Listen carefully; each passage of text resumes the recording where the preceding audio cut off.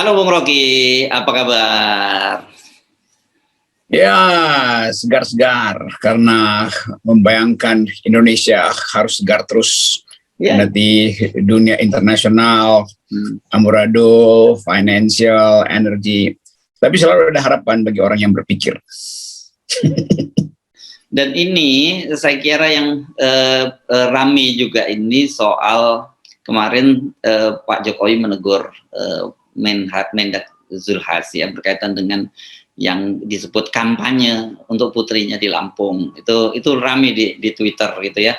Tapi sebelum itu saya mengajak Anda juga ke luar negeri sebentar, tapi ini juga ada urusannya dengan dalam negeri. Karena kemarin kan rame Pak Jokowi yang perdamaian jadi dapat diwacanakan dapat Nobel perdamaian karena berhasil mendamaikan Rusia dan Ukraina, kan sampai sekarang serangan dari Rusia itu tambah gencar gitu ya. Dan kita tahu bahwa sebenarnya tujuannya soal gandum. Jadi kalau mau gandum nih mestinya tiru cara Turki nih, Bung Rocky. Karena sekarang dia sedang membuat sebuah forum itu untuk mempertemukan Rusia dan Ukraina membahas soal ekspor gandum ini. Ya jelas profil Turki jauh di atas Indonesia, kepemimpinan, ketegasan, dan terutama kekuatan militer. Turki tetap dianggap punya kemampuan militer. Dan itu justru yang hendak dipamerkan. Jadi kemampuan diplomasi dan kemampuan militer itu yang jadi dasar kenapa seseorang menyediakan diri untuk jadi semacam negosiator. Nah, Pak Jokowi datang dengan dua hal yang minus. Kemampuan militer kita nggak dianggap oleh Eropa, Ukraina, dan Rusia. Dan profil diplomasi kita rendah sekali tuh. Jadi memang Turki punya hak sebetulnya dan diharapkan oleh publik internasional untuk masuk di dalam negosiasi perdamaian. Tentu bisa dimulai dengan hal yang paling sederhana, yaitu problem di Eropa, yaitu pangan. Jadi diplomasi pangan dari Turki sekaligus memperlihatkan bahwa dia diterima sebagai tokoh, Erdogan diterima sebagai tokoh yang punya profil tinggi itu. Tanpa perlu diuluk-ulukan, semua orang paham. Jadi membandingkan Erdogan dengan Pak Jokowi, ya agak jauh. Walaupun nasionalisme kita menganggap, ya Pak Jokowi iya, tapi ada fakta-fakta real di dalam real politics global, di mana Pak Jokowi nggak dianggap. Tapi selalu kita bersedih karena faktor itu justru yang hendak dipush oleh buzzer di dalam negeri supaya Pak Jokowi dianggap. Lain ini kan dalam negeri boleh aja nipu-nipu, tapi kalau di luar negeri kan nggak mungkin. Nanti buzzer justru mesti masuk dalam forum internasional buat naikin profil Pak Jokowi.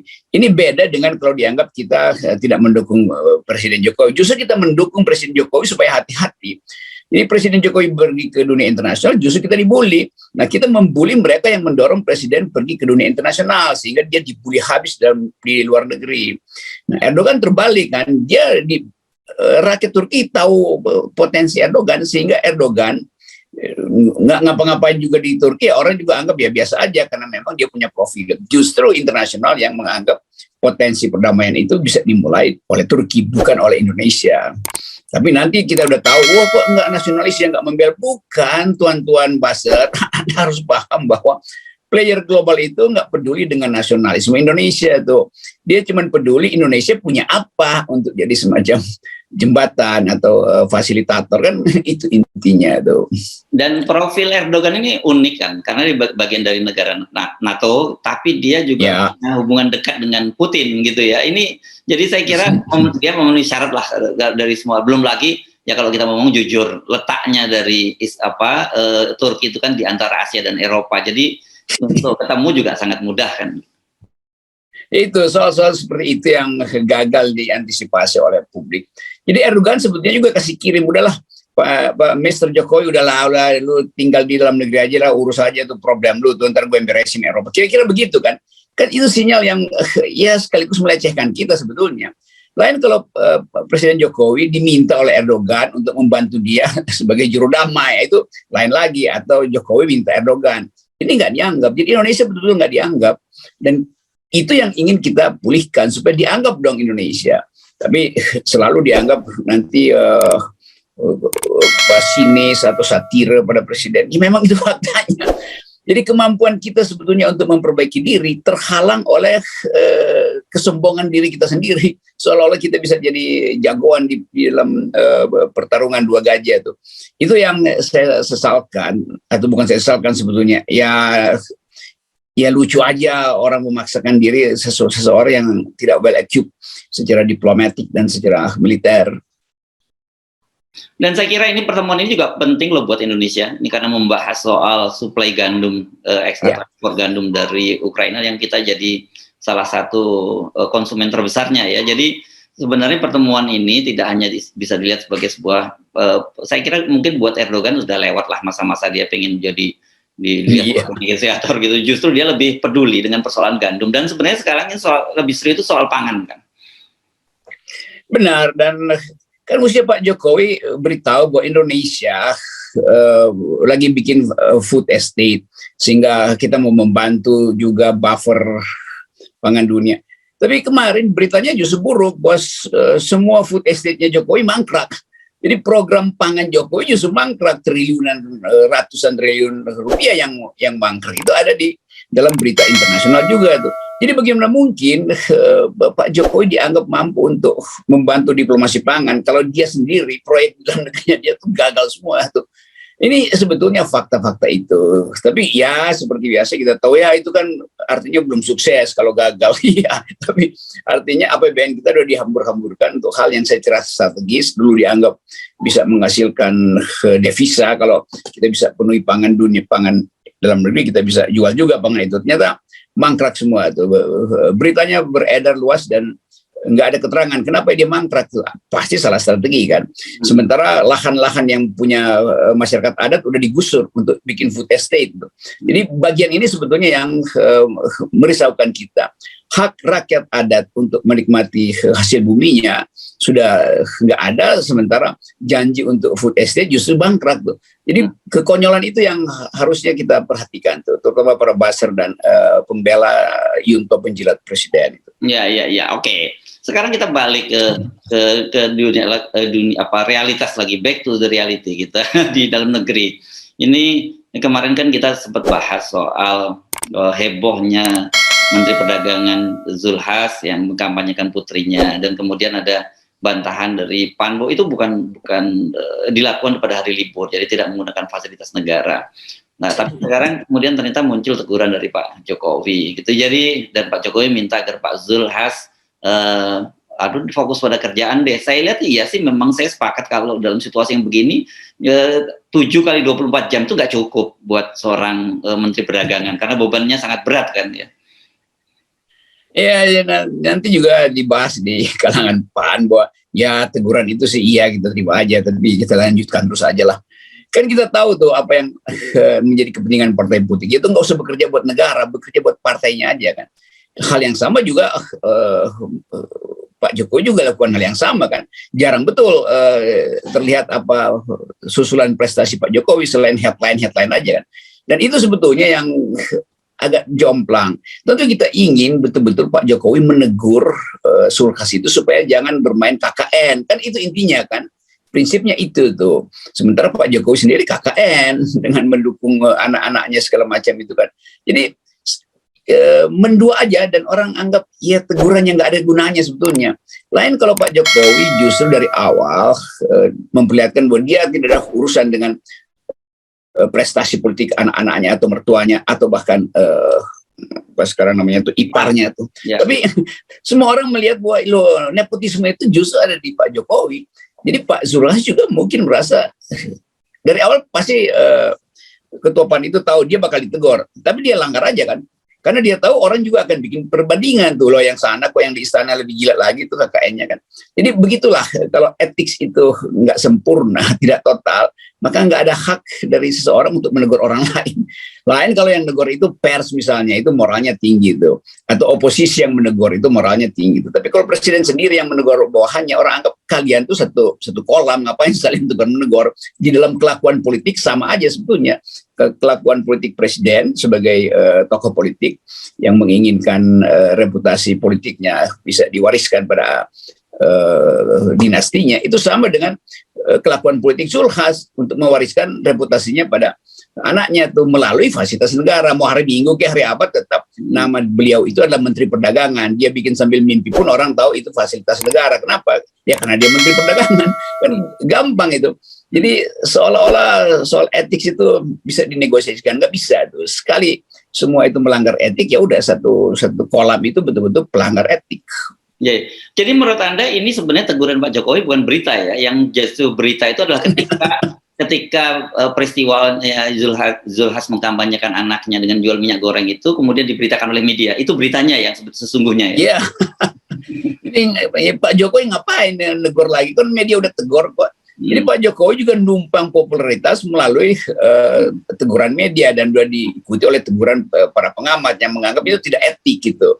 Lalu Pak Jokowi tambahkannya, kalau gitu fokus dong pada pekerjaan. Ya ngapain? Pak Jokowi justru mesti melampaui teguran media dan teguran pengamat, yaitu di atas yang etik. Tapi kalau itu dilakukan Pak Jokowi, semua orang akan bilang lihat diri Anda juga gitu. Jadi teguran teknis Pak Jokowi itu ya memang sebagai pemimpin dia ingin supaya fokus. Tetapi Pak Jokowi punya masalah etik juga untuk menegur karena dia melakukan hal yang sama itu, yaitu memanjakan keluarganya. Jadi seolah-olah dalam politik itu orang dengan cepat melihat hal yang disembunyikan itu mau dapat headline, dan orang anggap Pak Jokowi mau dapat headline lagi. Saya udah tegur Zulhas bilang, Anda udah tegur belum Ketua Mahkamah Konstitusi? Kan gampang aja. Jadi tukar tambah keburukan itu atau tukar tambah kekonyolan itu yang membuat berita ini naik terus kan. Jadi bagus juga berita-berita semacam ini kita naikin aja terus.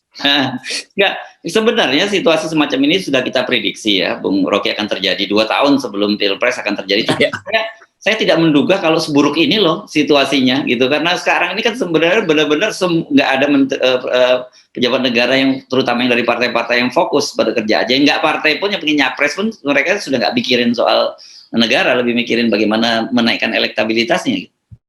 Itu betul sekali itu. Dan Pak Jokowi juga tahu itu kan. Begitu dia sogok seseorang itu dengan jabatan, itu artinya orang itu tahu ini tukar tambah dong. Kalau begitu boleh dong saya naikkan profil partai saya atau profil keluarga saya melalui jabatan saya. Kan secara tidak sengaja kan itu yang dimaksudkan. Kan Pak Jokowi menyogok PAN itu supaya jangan beroposisi. Lalu PAN menganggap oke, kesempatan nih ada sogokan, kita naikkan profil kita tuh. Masa PAN nggak punya kesempatan politik untuk naikkan profilnya sementara ketuanya adalah menteri? Itu biasa aja. Gombal-gombal politik itu kan hal yang biasa. Semua ketua partai pasti mengincar jabatan menteri untuk menaikkan profil partainya. Di dalam sistem kita profil partai masih berdekatan dengan profil keluarga, maka terjadilah proses itu. Jadi Zulhas sebetulnya biasa aja, dilakukan hal yang biasa. Oke, saya pejabat negara dan saya punya kesempatan untuk menumpangkan anak saya. Kenapa? Ya karena Pak Jokowi juga lakukan hal yang sama. Jadi itu nggak diucapkan, tapi harus tahu sama tahu lah. Dan itu pentingnya kenapa akhirnya publik melihat, menemukan hal yang kita sebut tadi kekonyolan itu tuh. Jadi Zulhas sebetulnya sadar dari awal dia akan ditegur, dan teguran Jokowi itu justru yang konyol karena Jokowi mesti anggap ya itu pasti dilakukan. Jadi kalau dari awal, kalau Zulhas bukan ketua partai kan nggak bakal jadi menteri dalam negeri itu, menteri perdagangan. Ya, oke. Jadi saya kira ini sebenarnya apa yang disampaikan bisa jadi panduan teman-teman media gitu, bahwa Jokowi menegur Zulhas itu bukan berita, gitu ya. Jadi sebenarnya, walaupun ya silakan. Iya, Pak Jokowi ingin itu jadi berita, padahal itu bukan berita. Oke, itu mesti dipahami. Jadi menurut Anda memang nggak ada implikasi politik apapun ya dari teguran dari Pak Jokowi itu juga? Ya nggak ada lah, apa implikasinya? Nah, Zulhas juga akan berarti Zulhas merasa dia dijadikan menteri supaya dia dikandangin, nggak boleh kampanye kemana-mana. Lo justru terbalik, dia jadi menteri supaya punya fasilitas untuk kampanye kan. Itu masa Pak Jokowi nggak paham ilmu-ilmu di belakang layar itu. Nah, kalau sekarang kemudian PAN kemudian sibuk membantah, itu lebih pada dia bagaimana menyelamatkan inilah, lebih pada elektabilitasnya, karena ini langsung berurusan dengan konstituen gitu. Loh kok Pak Zulhas begitu juga setelah jadi menteri kan begitu ya, ketimbang khawatir atas teguran Pak Jokowi gitu. Jadi benar-benar seperti yang kita sebut, Pak Jokowi benar-benar yang lemdak itu ya, jadi sudah jadi bebek yang lumpuh itu. Iya, kalau menteri-menterinya anggap Pak Jokowi masih bermutu, masih punya moral standing, ya dengan sendirinya mereka kontrol diri. Nggak enak nih, Pak Jokowi kan lagi kerja keras, ngapain kita promosiin partai, kita bantulah. Tetapi keadaan sekarang itu 1,5 tahun ke depan nggak ada lagi orang yang berpikir begitu. Semua berpikir untuk menyelamatkan diri masing-masing. Semua menteri yang berasal dari partai begitu pikirannya. Ya kebetulan aja Zulhas yang ketahuan karena terlalu terang-terangan tuh. Tapi semua begitulah. Komposisi menteri pendukung Jokowi kan lakukan hal yang sama itu. Dan itu yang sebetulnya kita sebut sebagai satu kolam, idenya sama, yaitu manfaatkan hari-hari terakhir supaya elektabilitas partainya naik tuh. Jadi udahlah Pak Jokowi anggap aja itu bonus buat mereka tuh. Ya. Oke, jadi Pak Zulhas juga teman-teman PAN jangan terlampau serius ya menyikapi teguran Pak Jokowi. Yang Anda harus serius sekali itu adalah bagaimana itu menjadi viral gitu ya di media sosial. Itu yang lebih susah begitu ya. Kalau media konvensional ya masih proporsional, tapi kalau udah masuk ke media sosial memang berat, dan hukuman dari publik itu jauh lebih berat daripada hukuman dari Pak Jokowi gitu. Betul, Pak Zulhas sebetulnya udah merasa oke, sialan nih ketahuan nih. Kalau Pak Jokowi kan gampang, dia bisa terangin ke Pak Jokowi, gini Pak Jokowi ya kita tahu lah, saya butuh juga elektabilitas, selesai. Tapi yang dihukumkan oleh media itu betul-betul membuat Pak Zulhas nggak bisa tidur.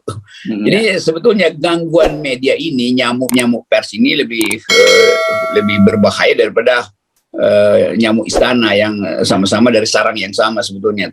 Ya. Itu pentingnya kita dorong aja Pak Zulhas, lakukan aja terus kan lebih bagus kan. Supaya partai-partai yang lain lakukan juga tuh terang-terangan aja. Supaya terlihatlah bahwa kualitas politik istana itu memang ya udah segitu.